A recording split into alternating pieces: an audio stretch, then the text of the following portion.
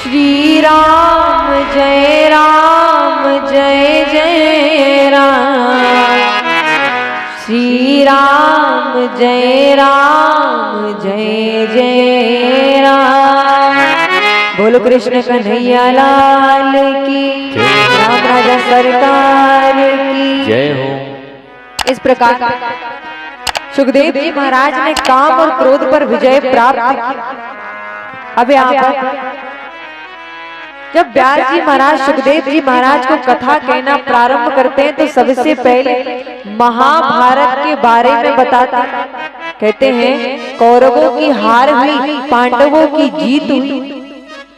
जब दुर्योधन अपने कक्ष में अधमरी हालत में लेटा हुआ तभी वहां पर अश्वत्थामा आकर के कहते मित्र तुम्हारी ये हालत किसने की, बताओ मैं तुम्हारे लिए क्या कर सकता हूँ।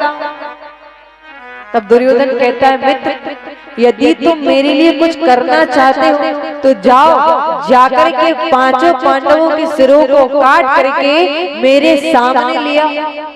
अश्वत्थामा कहता है इतनी सी बात, मैं अभी जाकर के पांचों पांडवों के सिर को काट करके तुम्हारे सामने लेकर आता हूं।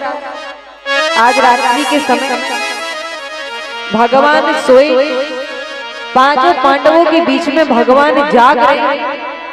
अर्जुन कहते कन्हैया क्या बात है, तुम जाग क्यों रहे। भगवान कहते अर्जुन मुझे लगता है कि जगह तुम लोगों के लिए ठीक नहीं, यहाँ से चलो, चल करके दूसरे शिविर में, दूसरे कक्ष में तुम विश्राम करो। भगवान पांचों पांडवों को वहां से ले जाकर के दूसरे कक्ष में लिटा देते। कहते हैं जाको राखे साया मार सके ना कोई, बाल न बाका कर सके, जो जग बैरी होए। जाको राखे साया मार सके ना कोई और बाल ना बाका कर सके, जो जग बैरी हो। रक्षक जिनका गोविंद है, रखवाला जिनका कन्हैया है, भला उसका कोई भी बाल भी बांका कर सकता है। पांचों पांडवों को भगवान उस शिविर में से ले जाकर के दूसरे शिविर में लिटा देते, पर बदले में पांचों पांडवों के पांचों पुत्र उसी शिविर में लेटे रह जाते। अश्वत्थामा आकर के पांचों पुत्रों के सिरों को काट करके वहां से चला जाता। दुर्योधन देखता है कि 5 कटे हुए सर मेरे सामने आ रहे, प्रसन्न होता है, पर जैसी सिरों से चादर हटा करके देखता है तो पांचों पांडवों के पांचों पुत्रों के सर कटे हुए मिलते। दुर्योधन कहता है अरे मित्र ये तुमने क्या किया, तुमने तो मेरा पूरा वंश नष्ट कर दिया, अब तो तुमने हमारी कोई गति नहीं छोड़ी। अरे यही तो थे जो हमारे जाने के बाद हमें पानी देते, अब तो हमारी कोई गति नहीं। विलाप करते करते दुर्योधन की मृत्यु हो जाती। द्रौपदी को पता लगता है कि मेरे पांचों पुत्रों के सिरों को किसी ने काट दिया, मेरे पुत्रों की मृत्यु हो गई। द्रौपदी अपने पुत्रों को देख करके चिल्ला पड़ती है, अरे दुष्ट मेरे पुत्रों ने तेरा क्या बिगाड़ा था, नादान पुत्रों ने तेरा क्या बिगाड़ा था जो मेरे पुत्रों को तूने मार दिया। अर्जुन जाकर अश्वत्थामा के केस पकड़ करके द्रौपदी के सामने खींचते हुए लाता है, बताओ देवी तुम इसको क्या सजा देना चाहती हो। यदि तुम कहो तो इसके 100 टुकड़े करके किसी जानवर को खिलाना, यदि तुम कहो तो इसको जला करके तुम्हारे सामने इसी वक्त भस्म कर दे। बताओ देवी किस प्रकार तुम इसे मृत्यु देना चाहती। द्रौपदी कहती अर्जुन आप इन्हें छोड़ दीजिए, आप इन्हें छोड़ दीजिए, इन्हें यहाँ से जाने दीजिए। द्रौपदी ये तुम क्या कहती हो, ये तुम्हारे पुत्रों का हत्यारा है, इसने तुम्हारे 5 पुत्रों को मार दिया और तुम कहती हो कि इसे मैं जाने। अर्जुन, आज जिस प्रकार मुझे पीड़ा हो रही, अर्जुन आज जिस प्रकार मुझे कष्ट हो रहा है, मुझे दुख हो रहा है, मैं नहीं चाहती किसी प्रकार दुख और कष्ट इनकी माता को भी। ये अपनी माता के इकलौते पुत्र हैं। आज जो कष्ट, जो पीड़ा, जो दुख मुझे यहाँ पर हो रहा है, मैं नहीं चाहती कि यही दुख, यही कष्ट, यही पीड़ा इनकी भी माता को भी। आप इन्हें जाने दीजिए, आप इन्हें छोड़ दीजिए। अर्जुन भगवान के पास आकर के कहते हैं, कन्हैया क्या करें? द्रौपदी ने तो इसको क्षमा कर दिया। द्रौपदी के मन में तो ममता आ गई। अब तुम ही बताओ कि इसके साथ क्या करना चाहिए? भगवान कहते हैं, अर्जुन तुम इसे मारो भी मत, इसे छोड़ो भी मत। कन्हैया तुम कहना क्या चाहते हो? भगवान कहते हैं, पूजिए विप्र सकल गुणहीना, शूद्र न गुण गण भेद प्रवीणा। पूजिए विप्र सकल गुणहीना,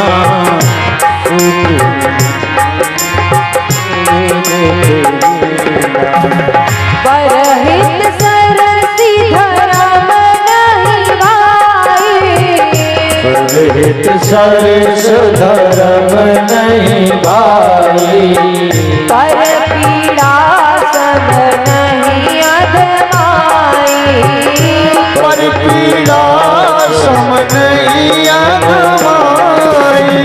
श्री राम जय राम जय जय राम, श्री राम जय राम जय जय राम, श्री राम जय राम जय जय राम, श्री राम जय राम जय जय राम। अर्जुन क्या करें? धर्म संकट में है, इसे मारो भी मत, इसे छोड़ो भी मत। यदि तुमने इसे मार दिया तो ब्राह्मण वध का तुम्हें श्राप लगेगा, और यदि तुमने इसे छोड़ दिया तो बालकों के हत्यारे को छोड़ने का तुम्हें पाप लगेगा। इसीलिए तुम इसे मारो भी मत, छोड़ो भी मत। तुम इसे अपमानित करो, क्योंकि अपमान का घाव मृत्यु की घाव से बड़ा होता है। तब अश्वत्थामा के आधे बाल काट दिए जाते, आधी दाढ़ी मुंड दी जाती, मस्तक से मणि निकाल करके धक्के मार करके अश्वत्थामा को वहां से निकाल दिया जाता।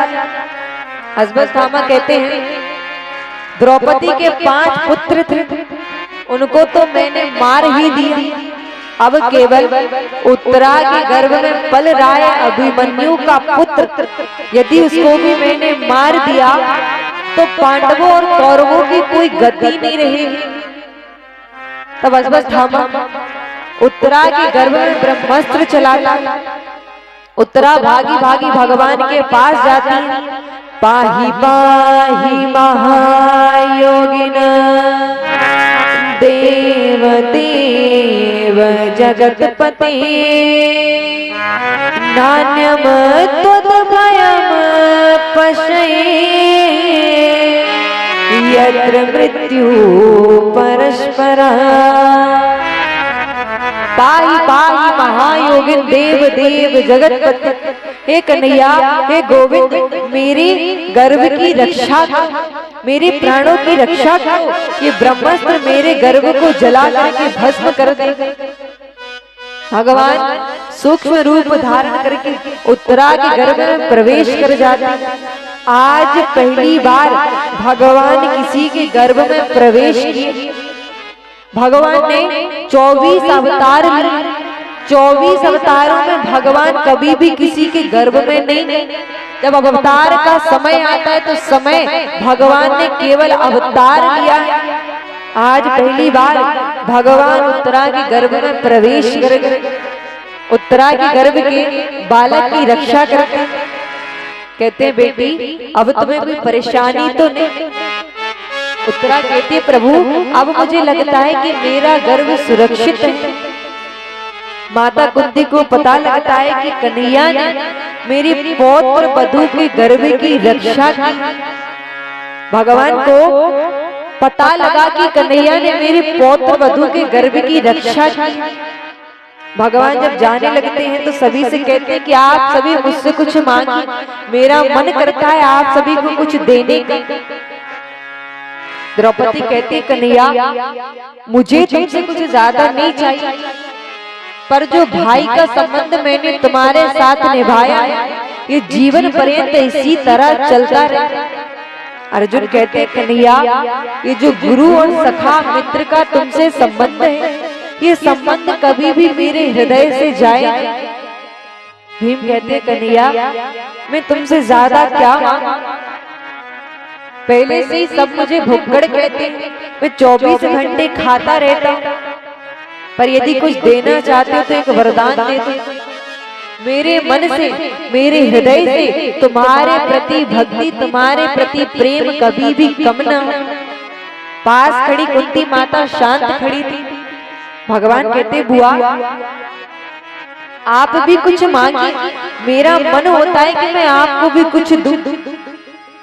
माता कुंती कहती है, कन्हैया यदि तुम मुझे कुछ देना ही चाहते हो, कन्हैया यदि तुम मुझे कुछ देना ही चाहते हो तो मेरे जीवन में इतने दुख आए, मेरे जीवन में इतने संकट आए कि एक दुख मेरे जीवन से ना जा पाए और दूसरा दुख मेरे जीवन में वापस आ जाए। भगवान कहते, बुआ ये आप क्या कहती हैं? बचपन से ही आपने अपने जीवन में केवल दुख भोगा है, केवल कष्ट भोगा है, और आज जब सुख का समय आया तो सुख के समय में भी केवल आपने दुख मांगा। माता कुंती कहती है, कन्हैया सुख के माथे सील पड़े जो हरि हृदय से जाए, बलिहारी दुख की जो पल पल नाम जपाए। सुख के माथे सील पड़े जो हरि हृदय से जाए, और बलिहारी बा दुख की जो पल पल नाम जपाए। कहते हैं कन्हैया ऐसे सुख को मैं अपने सर का ताज नहीं समझती, ऐसे दुख को मैं अपने सर का ताज बनाऊंगी जिस दुख में कन्हैया हर पल हर घड़ी मुझे तुम्हारी याद आती रही। कन्हैया जब भी व्यक्ति के जीवन में सुख आता है, कन्हैया जब भी व्यक्ति के जीवन में प्रसन्नता आती है, संपत्ति आती है, उस संपत्ति में उस प्रसन्नता में कन्हैया सारे व्यक्ति तुम्हें भूल जाते। आज देखो जब मेरे जीवन में संकट था, आज मेरे जीवन में जब विपत्ति थी, मेरे जीवन में जब दुख था, तो तुम हमारे निकट खड़े थे। अब जैसी हमारे जीवन में सुख आया, अब जैसी हमारे जीवन में सुख आया तो तुम हमें छोड़ करके जाने लगे। विपदो नैव विपदा संपदो नैव संपदा, विपद नारायण विसाम्रति, संपन्न नारायण समृति। विपदो नैव विपदा संपदो नैव संपदा।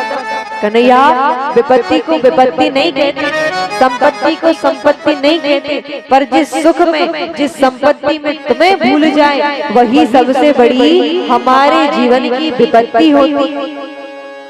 कन्हैया मैं ये चाहती हूँ कि जिस वक्त जिस क्षण तुम्हारी याद मेरे हृदय से चली जाए वो दिन हमारा आखिरी हो। साक्षात हनुमान जी महाराज कहते हैं कि यदि भजन के बिना आपका एक क्षण भी निकल गया तो उसका पश्चाताप करो, क्योंकि संसार की हर चीज असत्य है सिवाय भगवान की। कहे हनुमंत विपत्ति प्रभु सोई, जब तब भजन न सुमिरन होई।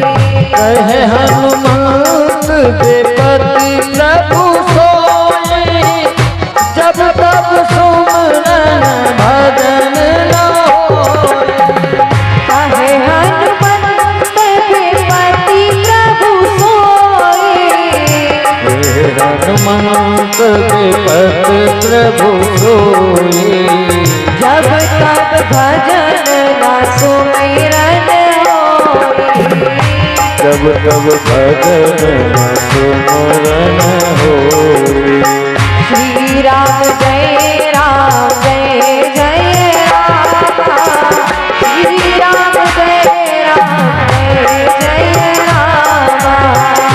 श्री राम जय राम जय जय राम।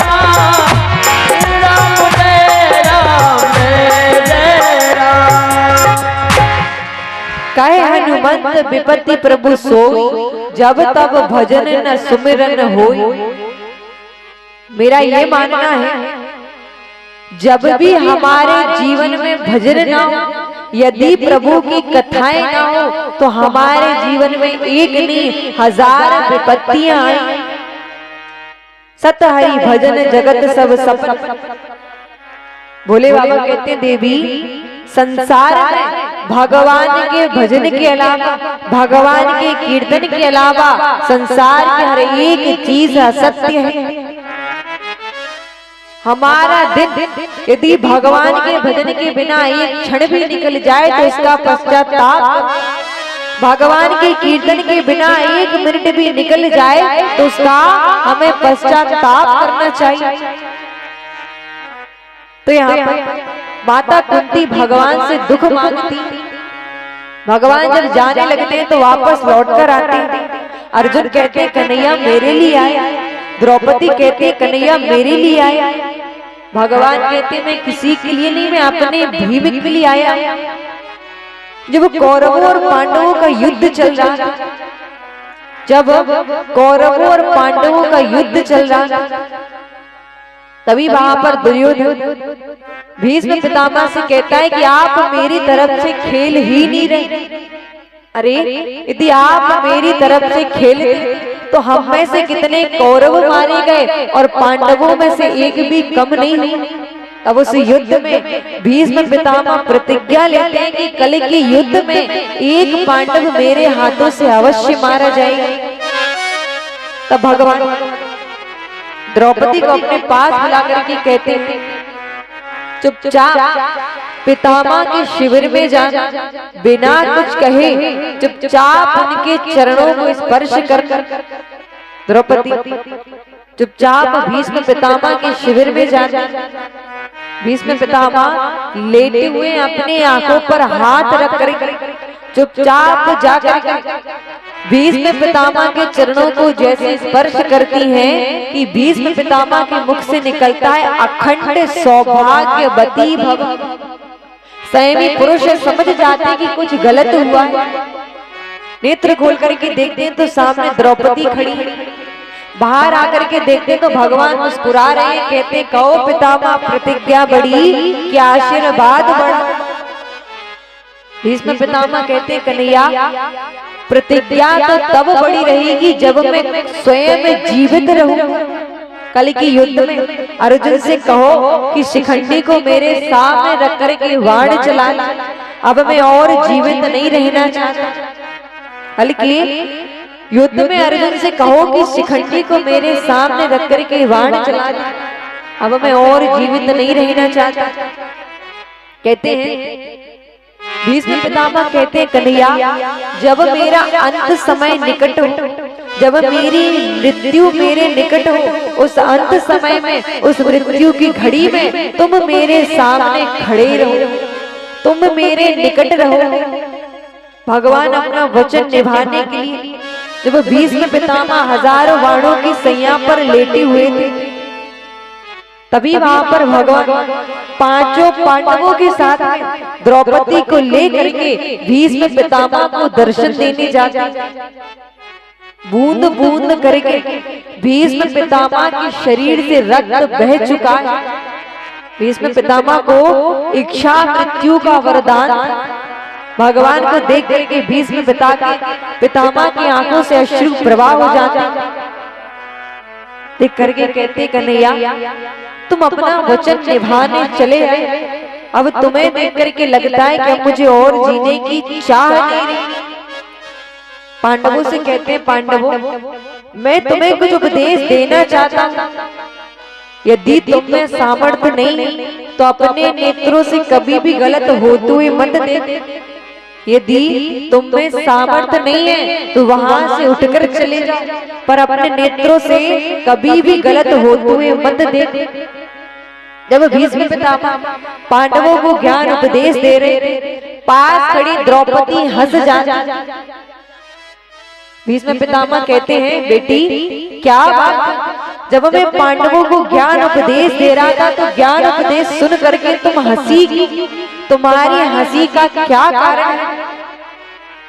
द्रौपदी कहती है पितामह मुझे क्षमा, इस प्रकार मुझे हंसना नहीं चाहिए, पर बेटी तुम हंसी की। तो द्रौपदी कहती है पितामह आज आप पांडवों को ज्ञान उपदेश देते हैं कि अपने नेत्रों से कभी भी गलत होते हुए मत देख, तो ये आपका ज्ञान उपदेश उस समय कहाँ गया था जिस समय दुशासन मुझे निर्वस्त्र कर रहा था? उस समय मैंने आपके पास आकर के आपसे मदद मांगी थी, उस समय आपका ये ज्ञान उपदेश कहाँ गया था? पितामह कहते बेटी आज उसी पाप की सजा मुझे तुम्हारे सामने मिल रही। हजारों बाणों की सैया पर मैं तुम्हारे सामने लेटा हुआ हूँ, जानती हो क्यों? क्योंकि मैंने अपने नेत्रों से गलत होते हुए देखे। कन्हैया अब मैं और जीवित नहीं रहना चाहता, अपनी मति रूपी पुत्री भगवान को सौंप करके भीष्म पितामह भगवान के धाम को प्राप्त हो जा। अब यहाँ पर कहते हैं पूछा जाता है कि भगवान ने जिस बालक की रक्षा गर्भ में की थी उस बालक का क्या हुआ? तो कहते हैं कि आज इस बालक ने हस्तिनापुर में जन्म लिया जिसका नाम परीक्षित है। पांडव अपना राज्य छोड़ करके राजा परीक्षित सिंहासन पर बैठा करके सबको छोड़ करके वन की ओर चले जाते। राजा परीक्षित ने जब राज्य की सफाई तो वहां पर उन्हें एक सोने का मुकुट मिलता है, उस मुकुट को राजा परीक्षित अपने मस्तक पर पहन लेते। आज पहली बार राजा परीक्षित शिकार करने जाते तो वहां पर एक कौतुक देखते, एक बैल एक गाय माता को समझा रहा माता आप क्यों परेशान होती हैं? वो बैल कोई और नहीं धर्म था, वो गाय कोई और नहीं पृथ्वी थी। धर्म कहता है माता आप परेशान मत होइए, जब जब पृथ्वी पर अधर्म हो तब तब भगवान अवतार लेकर के अपने धर्म की रक्षा अवश्य करें। ये दृश्य देख करके आगे बढ़ते हैं तो वहां एक काला सा व्यक्ति एक बैल को मार जिसके 3 पैर कट चुके हैं, चौथे पैर को भी काटने का प्रयास करता है। वो बैल कोई और नहीं धर्म है, वो काला सा व्यक्ति कोई और नहीं कलयुग है। धर्म के 4 पैर थे सत्य दान दया और पवित्रता, जिनमें से 3 पैर कट चुके। सत्य कलयुग में कोई बोलता नहीं, दया किसी के अंदर है, पवित्रता किसी के अंदर बची नहीं है। धर्म यदि सुरक्षित है तो वो केवल हमारे दान के माध्यम से। आज हमारा धर्म सुरक्षित है तो वो केवल हमारे दान के माध्यम से।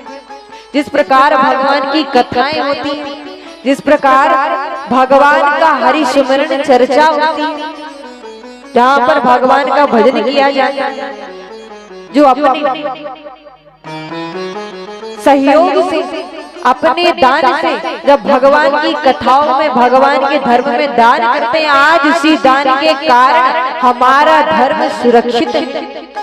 केवल दान के माध्यम से हमारा धर्म सुरक्षित है। 3 पैर कट चुके हैं, कलयुग चौथे पैर को भी काटने का प्रयास करता है। राजा परीक्षित को देखता है कलयुग की राजा परीक्षित मुझे मारने के लिए आ रहा है, तुरंत चरणों में गिर करके कहता है प्रभु मुझे क्षमा करें, आखिर मैं कहाँ जाऊं, मैं कहाँ पर रहूं? तब कलयुग राजा परीक्षित 4 स्थान देते हैं, धूतम पानम स्त्रिय सूना यत्रा धर्मस चतुर्विध। ये 4 स्थान कलयुग के लिए रहने के लिए देते, जहां पर शराब पी जाती, जहां पर धूम्रपान किया जाता है, जहां पर मदिरा पान होता है, जहां पर शराब का ठेका होता है, वहां पर कलयुग का वास होता है। जो स्त्री पराये पुरुष का संग करती है या जो पुरुष पराये स्त्री का संग करता है, वहां पर कलयुग का वास होता है। जहां पर जुआ खेला जाता है, सूना, जहां पर जुआ खेला जाता है वहां पर भी कलयुग का वास होता है। ये 4 स्थान रहने के लिए देते। कलयुग कहता है प्रभु इन 4 स्थानों पर तो मेरा पहले से ही स्थान है, आप मुझे कोई और स्थान दीजिए। तो कहते हैं जाओ, आज से स्वर्ण में भी तुम्हारा वास होगा, स्वर्ण यानी सोने में भी तुम्हारा वास होगा। तो कलयुग को सोने में भी वास देते हैं। जो हम सोना पहने हुए ना, इसमें कलयुग का वास है। जो आप सभी सोना पहने हैं ना, इसमें कलयुग का वास है। तो आप सभी अपना सोना निकाल करके भागवत जी पर चढ़ा देना, हम कलयुग को भी पचा लेंगे, कलयुग को भी हजम कर लेंगे, आप यहाँ पर चढ़ा देंगे। अच्छा कौन कौन लेके आएगा, हाथ उठाइए। ऐसा नहीं कल से कथई सुनने नहीं आओ आप लोग, कि सोना लेके जाना है तो कथई में नहीं जाओ। जो सोना बेईमानी से लिया गया, जो सोना चोरी से कमाया गया हो या हमें कहीं से डला हुआ मिला हो, वहां पर कलयुग का वास रहता है। बेईमानी से लिया गया, चोरी से हड़पा गया, बेईमानी से हड़पा गया, वहां पर कलयुग का वास होता है। अब कल कौन कौन आएगा, हाथ उठाइए। आप सभी आएंगे, देखो। इस प्रकार जैसी राजा परीक्षित सोने में वास दिया कि वो कलयुग जाकर के सीधा राजा परीक्षित के मुकुट में प्रवेश कर गए। तो क्या वो मुकुट चोरी का था, क्या वो मुकुट बेईमानी का था? वो मुकुट जरासंध के जमाने का था, वो मुकुट बेईमानी का था, इसीलिए कलयुग उनके मुकुट में प्रवेश कर गए। जैसे मुकुट में प्रवेश किया कि राजा एक ऋषि के आश्रम पर जाकर के जल की याचना करते हैं। ऋषि उस समय भगवान की तपस्या में बैठे हुए थे, जल की याचना की। ऋषि के द्वारा जब कोई उत्तर नहीं मिला तो राजा परीक्षित जमीन से मरा हुआ सर्प उठा करके ऋषि के गले में डाल करके वहां से चले जाते। ऋषि के पुत्र आकर के देखते हैं कि मेरे पिता के गले में मरा हुआ सर्प किसी ने डाला। तो कहते हैं जाओ, जिस किसी ने मेरे पिता के गले में मरा हुआ सर्प डाला, मैं श्राप देता हूँ कि आज से ठीक 7वें दिन तक्षक सर्प के डसने से उसकी मृत्यु हो जाएगी। ऋषि की जैसी तपस्या से उठते, कहते यहाँ पर क्या हुआ? तो कहते हैं यहाँ पर राजा परीक्षित आए, आपसे जल की याचना की, कोई उत्तर नहीं मिला तो आपके गले में मरा हुआ सर्प डाल करके यहाँ से चले। तो आपके पुत्र ने राजा परीक्षित को श्राप दिया कि आज से ठीक 7वें दिन तक्षक सर्प के डसने से इनकी मृत्यु हो जाएगी। ऋषि कहते हैं पुत्र ये तुमने क्या किया? तुम जानते हो परीक्षित राजा से सारी प्रजा कितनी प्रसन्न है, पर तुमने उन्हें श्राप क्यों दी? एक पत्र लिखते हैं कि मेरे पुत्र ने क्रोध में आकर के आपको श्राप दिया। राजा परीक्षित जैसे महल में जाते हैं, मुकुट निकाल करके रखते हैं।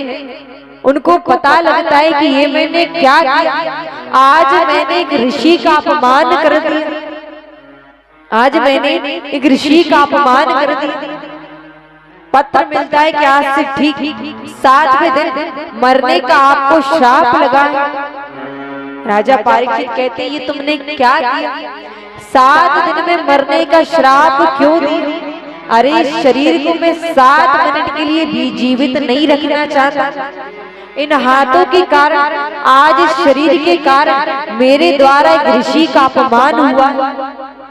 मेरे द्वारा एक ऋषि का अपमान हुआ है, अब मैं शरीर को जीवित नहीं रखना चाहता, मैं चाहता हूँ किसी वक्त मेरा शरीर समाप्त हो जाए। राजा परीक्षित सबको छोड़ करके राज्य पर अपने पुत्र को बैठा करके वन की ओर चले जाते। वहां जाकर के सारे ऋषियों को पता लगता है कि राजा परीक्षित को 7 दिन में मरने का श्राप लगा है। सभी ऋषि आकर के राजा परीक्षित से मिलते हैं। तभी उनके बीच में सुखदेव जी महाराज का पदार्पण होता है। सुखदेव जी महाराज से राजा परीक्षित कहते हैं कि 7 दिन में मरने वाले व्यक्ति को किस प्रकार मोक्ष प्राप्त हो। तो कहते हैं आप जो व्यक्ति 7 दिन में मरने वाला यदि उसको भागवत कथा सुना दी जाए तो निश्चित ही भगवान का धाम प्राप्त होता है। क्यों? क्योंकि ये अमर ग्रंथ, ये मुक्ति पंथ, ये पंचम वेद निराला, यही एकमात्र मुक्ति का साधन है। इसी से भगवान का धाम हम प्राप्त कर सकते हैं। तो यहाँ पर राजा परीक्षित सबसे पहले भगवान के वराह अवतार के बारे में पूछते हैं। तो माता अदिति पुत्र की कामना से अपने पति कश्यप के पास जाता है, पुत्र की कामना करती है। तो यहाँ पर कश्यप श्राप देते हैं कि जाओ, तुम्हारे यहाँ पर तो पुत्र होंगे, दोनों ही राक्षस प्रवृत्ति के होंगे। तब माता अदिति 100 वर्षों तक गर्भ धारण करती हैं। 2 पुत्र होते हैं, हिरण्याक्ष और हिरण्यकश्यप।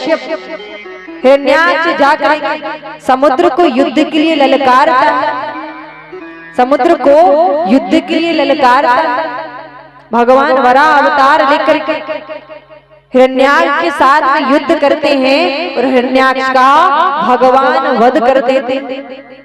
कहते हैं कि जो कोई भगवान से सच्चे मन से प्रार्थना करके भगवान की कथा को श्रवण करता है, जो व्यक्ति सच्चे मन से भगवान की कथा को सुन करके भगवान से प्रार्थना करके भगवान को पाने के लक्ष्य से भगवान की कथा को सुनता है, निश्चित ही उसको भगवान का धाम प्राप्त होता है। 84 लाख योनियों में भटकने की कभी भी आवश्यकता नहीं पड़ती। भगवान ने हिरण्याक्ष का वध किया।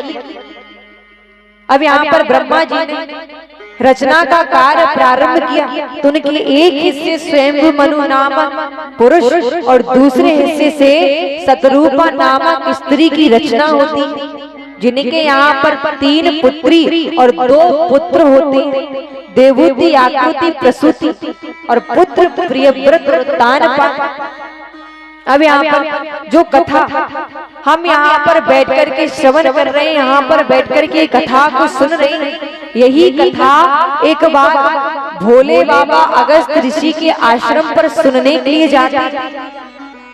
कहते हैं जब राम त्रेता युग में अवतार लेते हैं तो अचानक से भोले बाबा का मन राम कथा सुनने के लिए होता है।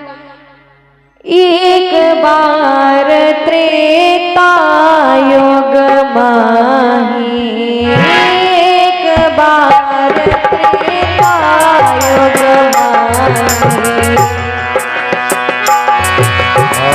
एक बार त्रेता युग माही, शंभु गए कुंभज ऋषि पानी, शंभु गए कुंभज ऋषि पानी, संग सती जग जननी भवानी, संग सती जग जननी भवानी, पूजे ऋषि अखिलेश्वर जानी, पूजे ऋषि अखिलेश्वर जानी, श्री राम जय राम जय जय राम, श्री राम जय राम जय जय राम। एक बार त्रेता युग में शंभु गए कुंभज ऋषि पानी, संग सती जग जननी भवानी, जगत की माता, जगत की परांबा, माता सती भोले बाबा के साथ में अगस्त ऋषि के आश्रम पर कथा सुनने के लिए जाती। जैसी भोले बाबा अगस्त ऋषि के आश्रम पर पहुंचे तो अगस्त ऋषि भोले बाबा को देख करके प्रणाम करते हैं। उसी वक्त माता सती के मन में शंका आ जाती है कि ये स्वयं मेरे पति को प्रणाम कर रहे हैं, ये क्या कथा सुनाएंगे। भोले बाबा प्रणाम करके कहते हैं, ऋषि आप मुझे विस्तार से राम कथा सुनाइए। मेरा मन होता है कि आपके श्री मुख से मैं राम कथा सुन। तब यहाँ अगस्त ऋषि राम कथा कहना प्रारंभ करते। राम कथा को सुन करके भोले बाबा के मन में हर्ष प्रारंभ होता है, आनंद की अनुभूति होती है। राम कथा मुनिवर जब बखानी, सुनी महेश परम सुख मानी। मुनि बरज बखानी, सुनी महेश परम सुख मानी। राम कथा मुनिवर जब बखानी, सुनी महेश परम सुख मानी।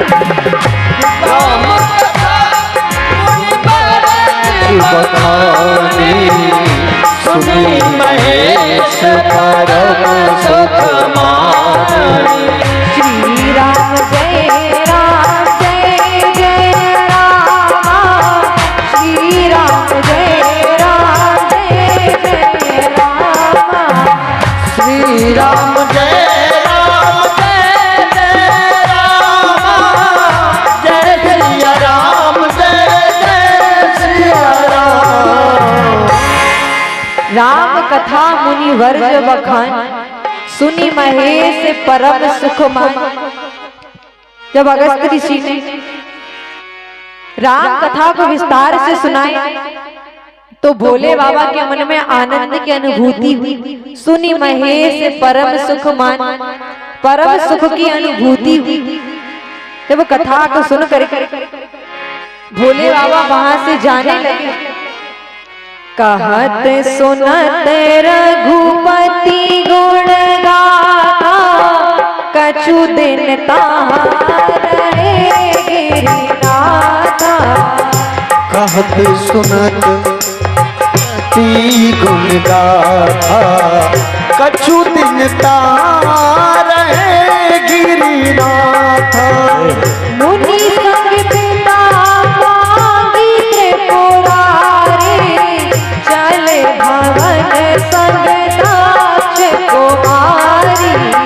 मुनि संग पिता मांग त्रिपुरारी, चले भवन संग दाक्ष कुमारी। श्री राम जय राम जय जय राम, श्री राम जय राम जय जय राम, श्री राम जय राम जय जय राम, श्री राम जय सिया राम। कहत सुनत रघुपति गुण गाथ, कछु दिन तहाँ रहे गिरिनाथ। मुनि संग विदा मांग त्रिपुरारी, चले भवन संग दक्ष कुमार।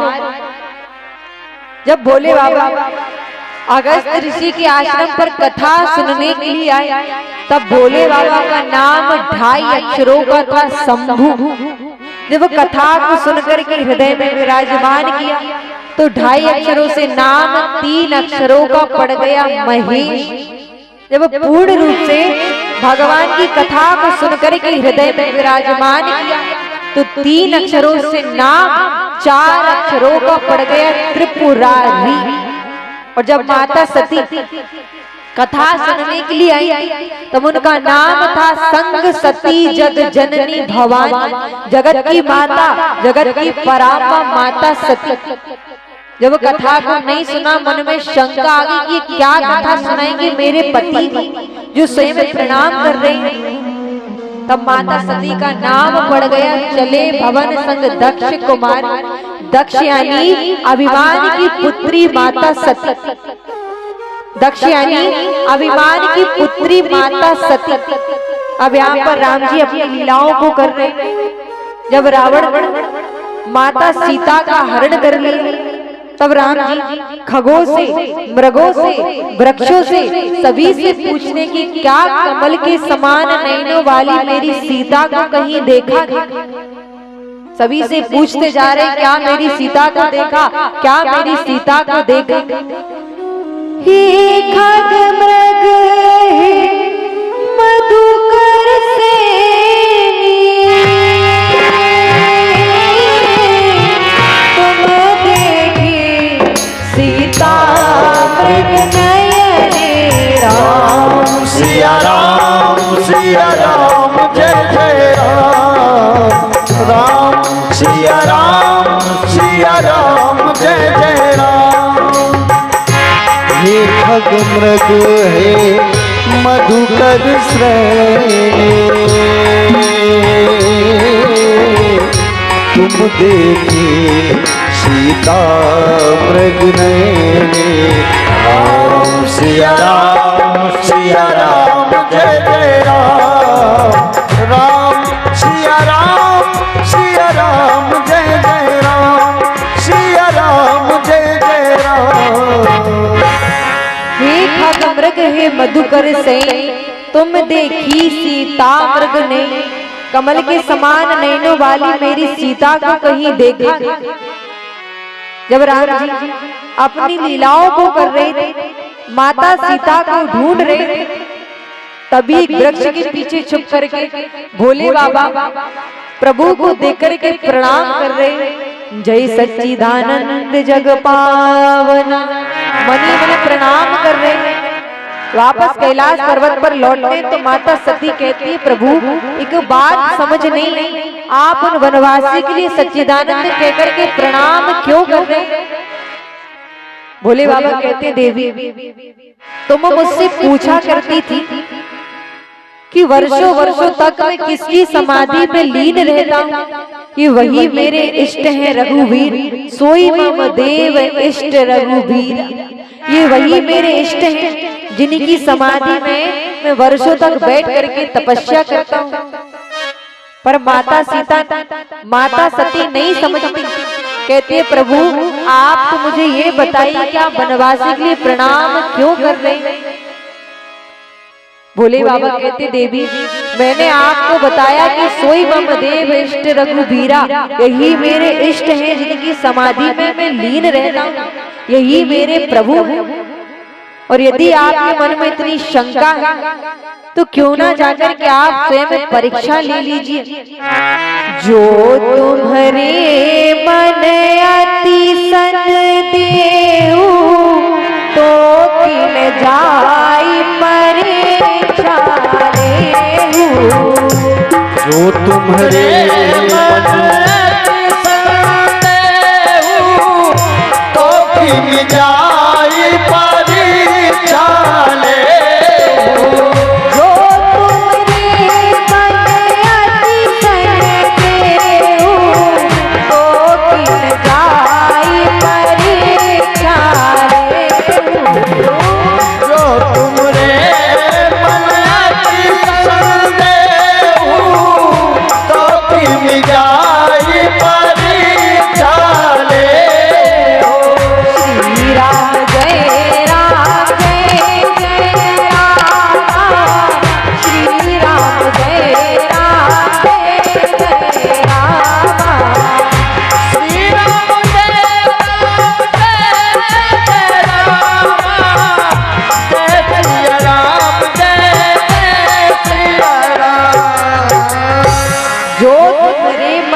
संदेह तो कील जाई परीक्षा ले।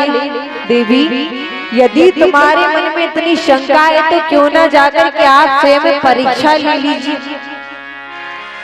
तब यहाँ पर माता सती पुनि पुनि हृदय विचार करी, धरी कर सीता रूप, माता सीता का वेश धारण कर राम जी और लक्ष्मण जी की आगे आगे चलने लगती।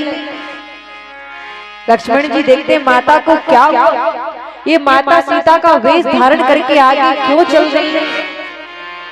लक्ष्मण दीखो माकृत वेशा चकित भये भ्रम हृदय विशेषा।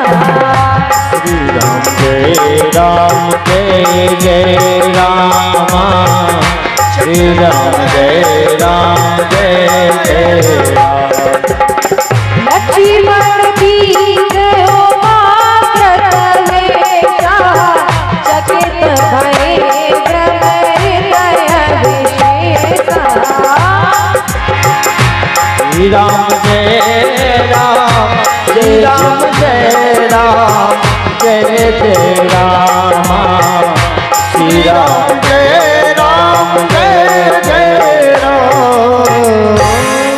लक्ष्मण जी माता सती को देख करके समझ जाते हैं कि इनको क्या हुआ, ये माता सीता का वेश धारण करके आगे क्यों चल रही है। फिर सोचते हैं कि जब प्रभु ही कुछ नहीं बोल रहे तो मैं क्या बोलूं।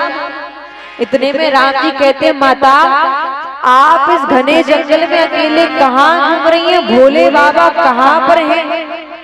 आप इस घने जंगल में अकेले कहाँ घूम रही हैं, भोले बाबा कहाँ पर हैं। भगवान माता सती के वेश को पहचान जाते, बिना कुछ कहे चुपचाप माता सती कैलाश पर्वत पर वापस लौट आती। आज भोले बाबा के मन में बड़ी चिंता है कि ना जाने सती कौन सी परीक्षा लेगी, ना जाने सती क्या करेगी। माता सती को देख करके भोले बाबा कहते देवी बताओ आप क्या परीक्षा लेकर आए, आपने कैसी परीक्षा ली, आप क्या परीक्षा लेकर आए। माता सती कहती स्वामी मैंने कोई परीक्षा नहीं ली, कछु न परीक्षा लीन गोसाई, कीन प्रणाम तुम्हारी आई। कछु न परीक्षा लीन गोसाई, कीन प्रणाम तुम्हारी आई। कछु न परीक्षा लीन गोसाई, कीन प्रणाम तुम्हारी आई। कछु न परीक्षा लीन गोसाई, कीन प्रणाम तुम्हारे आई। श्री राम जय जय राम, श्री राम जय जय राम। श्री राम जय राम, जय जय राम। श्री राम जय राम, जय जय राम। कछु न परीक्षा लीन गोसाई, कीन प्रणाम तुम्हारी नाई। स्वामी मैंने कोई परीक्षा नहीं ली, मैं आपकी तरह प्रणाम करके वापस चली आई। भोले बाबा समाधि लगा करके देखते हैं तो सारा दृश्य नजर आ जाता। सोचते हैं कि आज पहली बार सती ने मुझसे झूठ बोला, आज माता सती पहली बार भोले बाबा से झूठ बोल गई। स्वामी मैंने कोई परीक्षा नहीं ली, आपकी तरह प्रणाम करके वापस चली आई। उसी वक्त भोले बाबा माता सती का त्याग कर देते और 87,000 वर्षों तक बैठ करके भगवान समाधि में लीन हो जाते। लागी समाधि अखंड अपार, 87,000 वर्षों तक भोले बाबा समाधि में लीन हो जाते। 87,000 वर्षों बाद जब भोले बाबा की समाधि खुलती है तो इस बार भोले बाबा ने माता सती को स्थान अपने नेत्रों के सामने दिया। जाई शंभु पद वंदनु कीना, शंकर सन्मुख आसन दीना। श्री राम जय जय राम, शंकर सन्मुख आसन दीना। जाई संगुपद बंदन कीना, शंकर सन्मुख आसन दीना। जाय सन्मुख बंदन कीना, शंकर सन्मुख आसन दीना। श्री राम जय राम जय जय राम, श्री राम जय राम जय जय राम, श्री राम जय राम जय जय राम, श्री राम जय राम जय जय राम। शंकर सन्मुख आसन दी। आज भोले बाबा ने माता सती को स्थान अपने नेत्रों के सामने दिया। माता सती समझ जाती है कि स्वामी ने मेरा त्याग कर दिया। एक बार फिर माता सती कहती है कि स्वामी आप मुझे कथा सुनाएं। इस बार फिर माता सती का मन कथा सुनने में नहीं लगा। आकाश मार्ग से कुछ पुष्पक विमान जा रहे हैं। उनको देख करके माता सती कहती है प्रभु ये कहाँ जा रहे हैं? तो कहती हैं ये सभी देवी देवता तुम्हारे पिता दक्ष ने को ब्रह्मा जी ने प्रजापतियों का नायक बनाया है, तो तुम्हारे पिता ने हरिद्वार के कनखल में युद्ध की घोषणा की, यज्ञ की घोषणा की। ये सभी देवी देवता वहीं जा रहे हैं।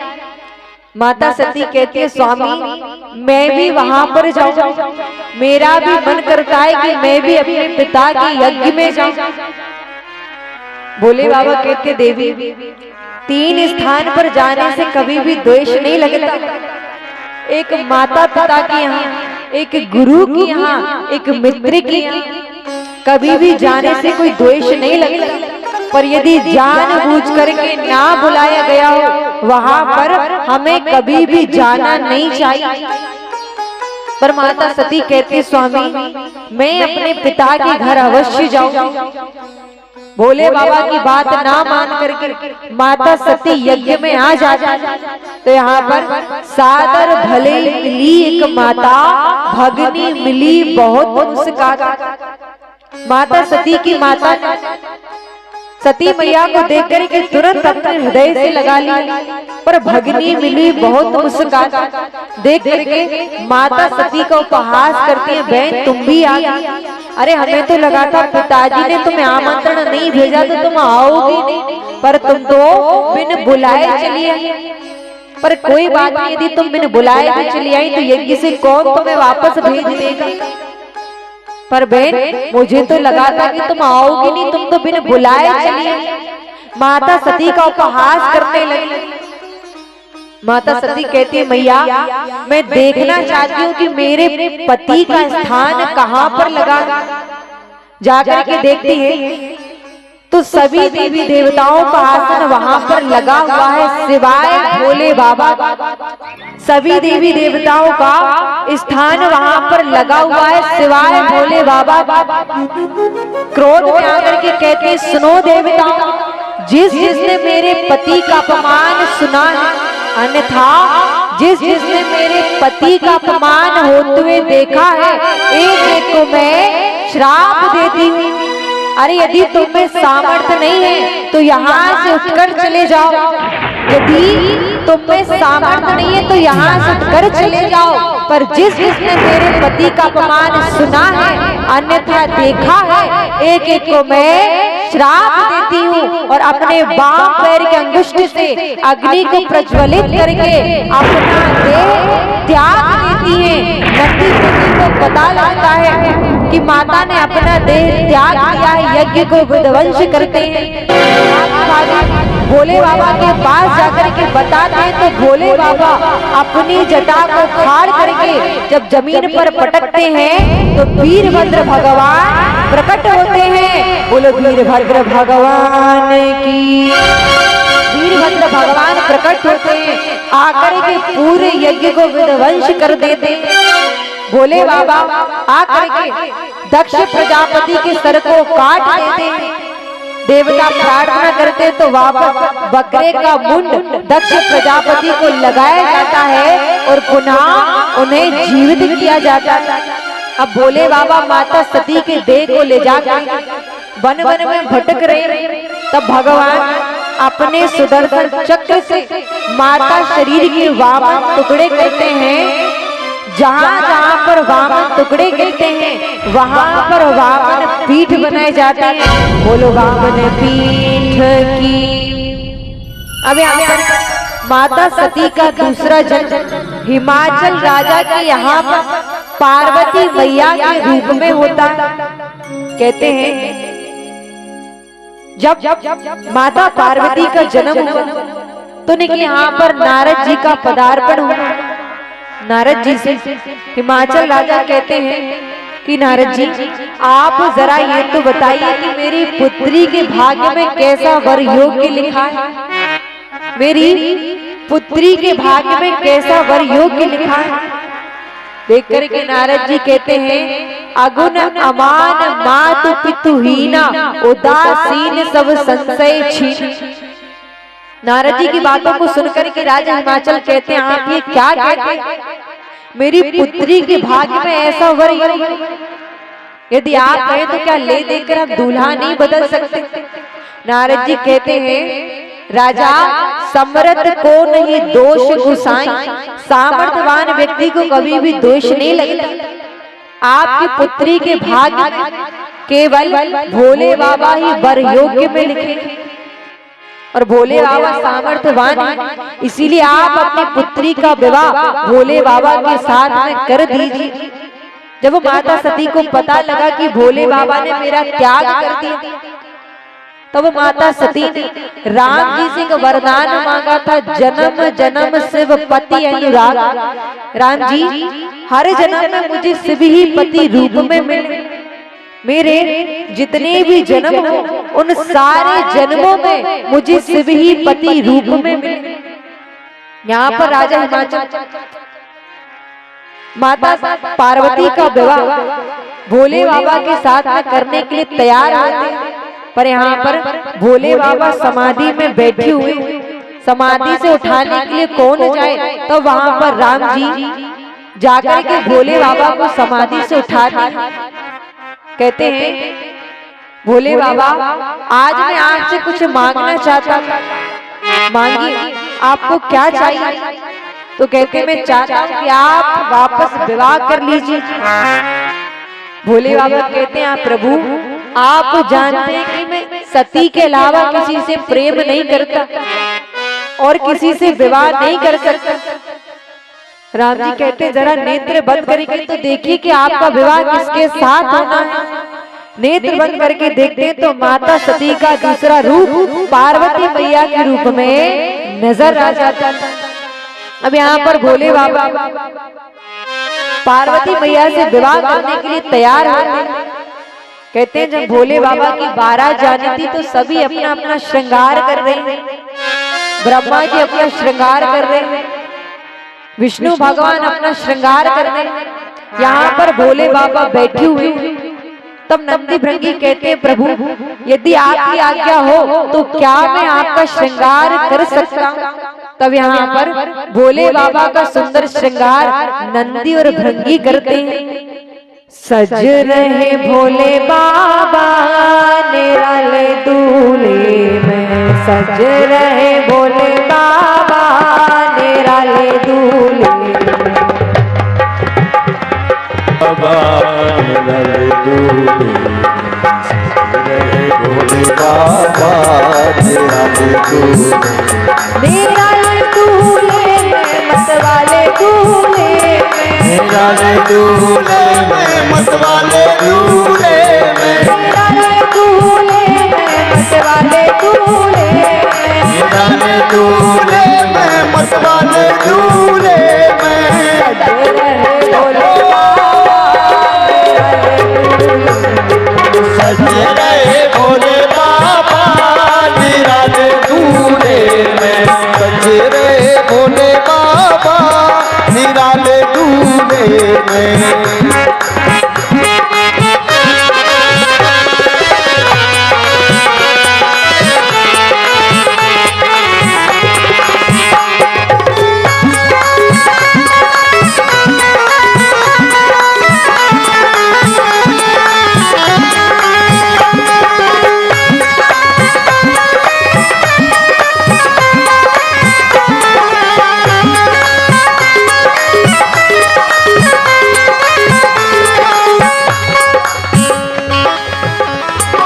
भूतों की टोली लेकर चले हैं ससुराल,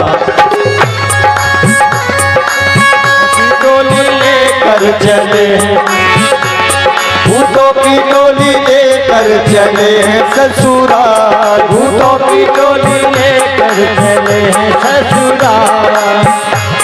शिव भोले जी दिगंबर हो बैल पे सवार, भोले जी दिगंबर हो बैल पे सवार। सच रहे भोले बाबा निराले दूल्हे में, रहे भोले बाबा निराले दूल्हे में, भोले बाबा निराले दूल्हे निराले।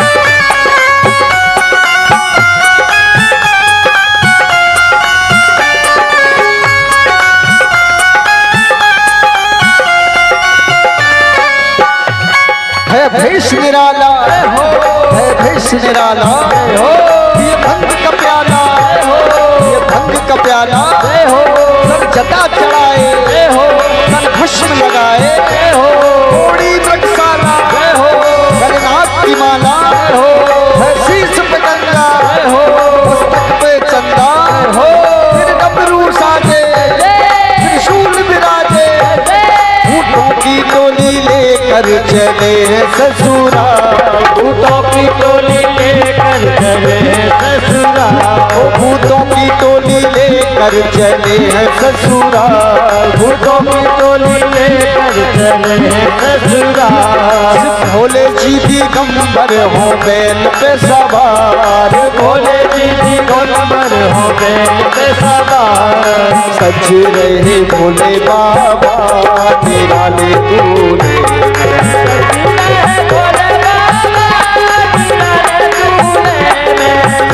रहे भोले बाबा निराले दूल्हे, सज रहे भोले बाबा निराले दूल्हे। दोनों हाथ को उठा के ताली सेवा करते हुए भोले